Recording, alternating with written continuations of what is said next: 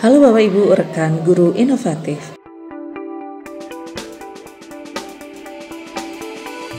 Dalam menghadapi tantangan abad ke-21, keterampilan, literasi, dan numerasi merupakan aspek fundamental yang harus dikuasai oleh peserta didik.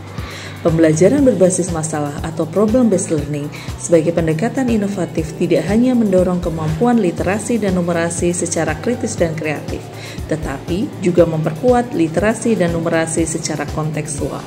Untuk itu, saya mengajak Bapak Ibu rekan guru inovatif untuk bergabung dalam Guru Inovatif Akademi ke-48 dengan topik Pembelajaran berbasis masalah untuk mengembangkan kemampuan literasi dan numerasi yang akan dilaksanakan pada 14 sampai 15 Februari 2025 pukul 13.30 sampai 15 waktu Indonesia Barat. Bersama saya, Yulia Rachmawati, S.Pd.Si, M.Pd.